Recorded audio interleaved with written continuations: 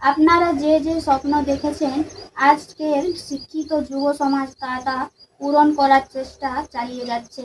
সমস্ত ভ্রষ্টাচারী নেতাদের জন্য কথাটা হলো, ভ্রষ্টাচার এবং অত্যাচার বন্ধ করে দেশের শিক্ষার জন্য কাজ করুন।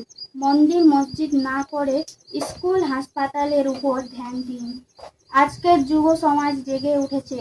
এই দেশে বীর ভগৎ সিং, নেতাজি সুভাষচন্দ্র বসু, চন্দ্রশেখর আজাদ, প্রীতিলতা ওয়েদার মতো বীর ধীরাদের জন্ম হয়েছে।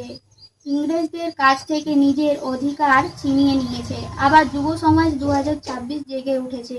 সমস্ত ভ্রষ্টাচারী অত্যাচারী নেতাদের সাবধান করছি, কলমের শক্তি অনেক বড়। তাই ভ্রষ্টাচার এবং অত্যাচার বন্ধ করুন। অন্ধভক্তদের একটাই কথা বলবো, নিজেকে হিন্দু মুসলিম না ভেবে আগে মানুষ হতে শিখো। মন্দির মসজিদ চার্চে ভগবান থাকে না, প্রত্যেকটি মানুষের ভিতরে ভগবান থাকে। জয় শ্রীরাম বলেই হবে না, শ্রীরামের রাস্তায় চলতে হবে। প্রশ্ন করতে শিখো, যুক্তি তর্ক দিয়ে সবকিছু মানতে শিখো। খারাপকে খারাপ এবং ভালোকে ভালো বলতে শিখো। তারপর স্বাধীনতা দিবস পালন করবে। একটা কথা বলতে বাধ্য হচ্ছি, শিক্ষিত ছাত্রছাত্রীরা রাস্তায় এবং ভ্রষ্টাচারী অত্যাচারী মূর্খ নেতারা দেশ চালাচ্ছে। আমরা যেমন